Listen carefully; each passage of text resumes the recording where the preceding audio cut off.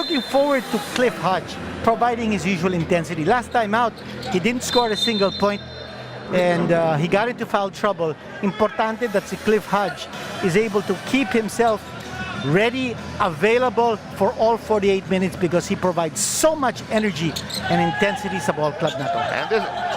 And this game is brought to you by Honda, the official motorcycle of the PBA. We'll get to your Dean's list in a short while. That should be a very interesting. Phoenix below 100. Phoenix in the 5 wins, they've averaged 102.4 points a game. Bishop for the checkmate. Tony Bishop has to play a game. And they should be able to control the boards because yan ang isang dahilan kung bakit natalo sila sa San Miguel. And they lost that game by 5 points. They were out-rebounded by 11. And finally snapped it with a win against Alaska. That layup will not work. Rebound taken by Phoenix, and that'll be a basket. Maxwell taking care of the inside. Big offensive rebound. Mamaya, they will be out of the playoffs. Yan ang tinanong ko kay Matthew Wright bago maglaro. At sabi niya, hindi niya iniisip na mawawala sila sa playoffs. Ang naiisip rito, and let the chips fall where they may. I guess so. You can't think too much about it. That's right. If they win here, they're in the playoffs. If they lose here, there's a possibility they'll be out. 3 minutes going by us here in the opening quarter. Down the middle, Cliff Hodge has been unlucky with his layups, but not this time around. Sa limang talo ng Phoenix, they've been held to 96.8 points. They are not able to win consistently kung less than 100 ang ginagawa nila. To be number 1 in assists allowed and number 3 in field goal percentage allowed. So this is a defensive team. You were talking about Northport 101.93. So they managed to snap out of it with a win against Cliff Hodge getting 2 layups early on. Good over, and it overswelled for Meralco. He is gone. They leak out and he scores. He has 6 points. And what a big breakaway here for Cliff Hodge. For the game that he needed to play big time in this contest. Nag-practice yata ng mga layup ito ng practice ng Meralco last couple of days. Oh, great shot! Pero mukhang nasaktan, hindi naman mawawala yun. Ito si Bishop, libre sa kanan, pasok din!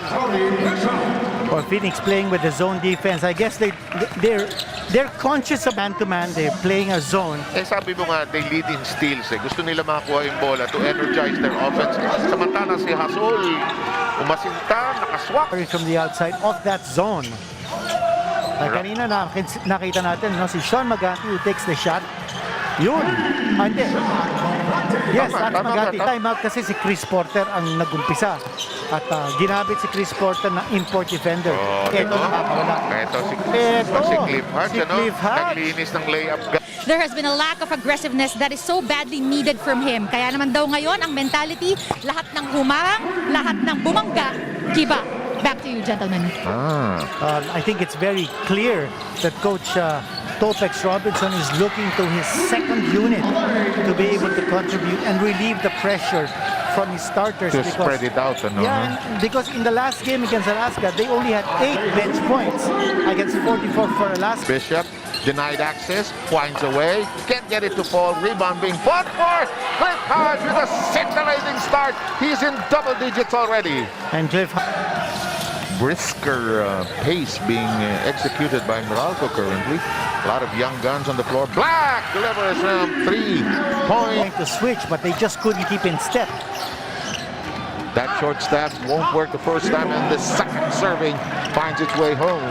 You take a look at the body of in front of him. We are approaching the final minute. Bishop gets a good screen. It's on its way, and it's there. Tony Bishop already with 10. And they lead by 6, 31-25. This one will go in. And for Jason Perkins, that's important because he's been trying to make at a very timely juncture. He has sharpened that particular shot in his arsenal. Libre. Quinto. And the balls aren't hitting it from coaching staff of Meralco saying isolate, isolate. Shot like a 3. Bishop delivers another 3. Okay, maraming salamat din Stan sa update tungkol sa energy nitong import ng Phoenix who delivers from the 15-foot line. Point Black to start the second quarter, and in the first quarter, 7 3-point shots ang naipasok ng Phoenix, while 4 lang. Mamaya, Phoenix is out of the playoffs completely. So, importante, manalo sila rito to keep their fate in its hands. Ito. Quarter, which is nearly 3 minutes old. Here's Matthew Wright, breaks it inside and tore apart the defense, and it is Durant. Tama ka naman pala. Ito yung tira. Ano nangyayari, biglang umarangkada itong Phoenix, pero ito binawi agad ni Cliff Hodge, who now has bago yung tao, no? Hindi na babantayan na antabayanan yung lamang. Samantala, Kanto. Yes! Right! In the nick of time. And this guy has been... Yes, Rios taking the ball away from Maliksi, but there's a counter steal taken away by Banquero. Lead pass to the league out by Maliksi. That's a foul. Invites the contact. Gets his invitation. You were saying? Ito na naman yung turnover ng Phoenix. So, they've got to be able to preserve those possessions and get those shot opportunities. Libre si Maliksi. Yes. Yung Jason Perkins, halos hindi na nga nakakahawak ng bola si Perkins. Nice pass! Nice one. Oh, great laser-like pass inside. That's a beautiful pass. I think kulang sa touches ito si Maxwell, no? But I think also he needs to be a little more aggressive in driving. In the same Just way like, in the same way that Bishop is doing it, or still on the turf of Phoenix, but they have time pressure. Oh, look at that! Unbelievable shot. That was off a pump fake. RJ Hasul. Important it is to have a backward stabilizer. Oh, nakuha pa ni Allein Maliksi ang kanyang miss. Is a long one. Oh, and it's a good one. Tony Bishop snapping, slowing down. Libre, tres. Ayaw, rebound. Pinulat ni Hasul. Pinigay kay Maxwell. Salaksa! Oh, whoa. Maxwell, what a slammer. Here's, I think, the second look at that slam. Ito, against 2 defenders. A little bit of a pump action in the air. Ito, watch it again. Whoa! Two-handed slam dunk. Nilampasan yung dalawang defender. Oo. Sa'yo, bang, iwan kayo. Burado kayo. Ano yung expression ko minsan? Pinoster yung dalawa. Yun yung poster. Oh, naku, ganda. Tapos pupunta pa siya dun sa patron section para He's been through so many challenges and changes as well. Perkins creating, gets it to go on the hook. Well, he had to be creative because A good advantage going into the playoffs. again yung zone defense, nakawala doon si Maliksi. Nakawala. Yeah. Yung zone defense kasi, you know, Just joined us. The first half ended 56-55 in favor of... Oh, look at Bishop take care of business there. not a good sign here for Phoenix. Newsom forward to Banquero. Maliksi in prime shooting position. Oh, yes. Nothing but net. And now the timeout comes. Defense. So it's taking him off his game. Maliksi. Off the Oh, glass. He's just waxing hot right now. Maliksi is taking labi natin. That's so important. They're getting good shots actually. Hindi na pumapasok. Here's a three-pointer. Yes! Meralco is in rhythm. Newsom beginning to percolate it. Number 2. And they will wait for the number 7, ano? Ang kalaban nila. Samantala. Oh, yes. pumasok na rin. Sa wakas si Jason Perkins. Oh, naipit. Di maiangat. Libre. Kailangan itira. Pasok! Aray! Yes! Aray. Wow! Tira ni Bishop na paubos ang oras. Oh, ayun. Bang! Tres down. Feet. And right now, 5 team fouls na Penalty for na. Phoenix. And Bishop continues Oh. to sizzle! And he's playing like Shabazz Muhammad right now. Ang basket. Pero alam niya si RJ Hasul. No, good play. Yeah, that time. Maganda yung execution ng inbound play ng Precarious moments, 3 seconds remaining. Newsom unaware of the shot clock. Lets it fly. Oh! Still got it to go! eto, swerte na. Nung timeout, medyo namagana itong lamang nito. Hindi makascore itong Phoenix dito sa third quarter until one of those moments.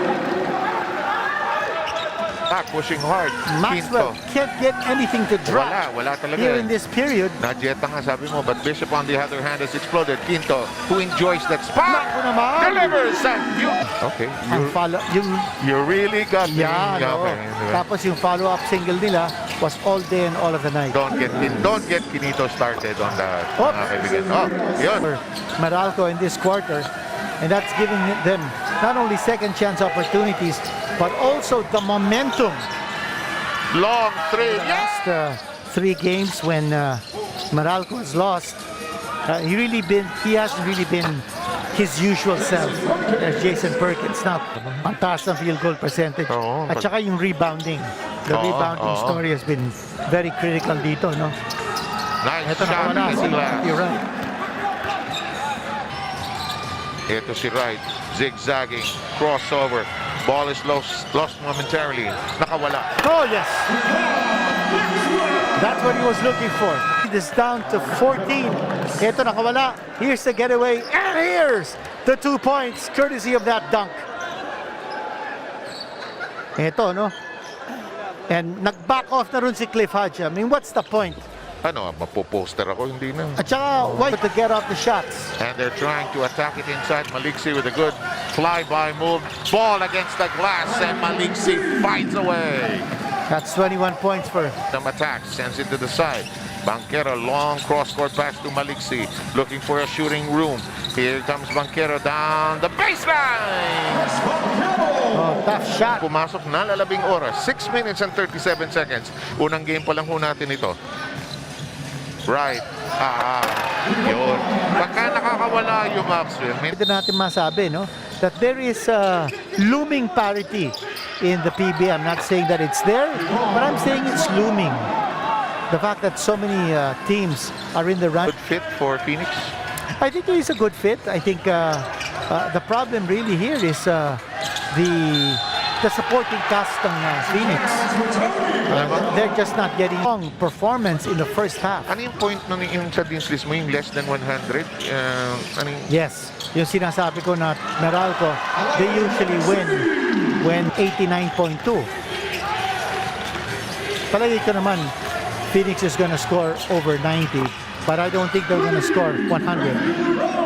Now with this imminent victory ng Meralco, again, let's say, if Northport wins, oh, look at Allein Maliksi hitting it from 0.5 points. Pero ngayon, meron siyang 27 points. And certainly a splendid Great performance. follow-up to that 30.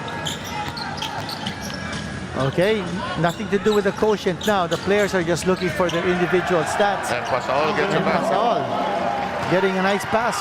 This is not going to be within Phoenix's control anymore. They're probably going to stay in the Coliseum to cheer for Northport so that they can continue to. Topex Robinson rushing over to Norman Black. And he's shaking the hands of everyone. Everybody there. The assistant coaches, Ronnie Magsano, Team manager Paulo Bugia, assistant coach Jamaic Harin. na mga kasama niya na matagal, yung mga nasa Meralco na yun. Ito, final count natin is 109 to 90. So, that's going to be our final count, and Meralco has now secured the number 4 spot. What a painful loss here for Phoenix because I thought they fought tooth and nail.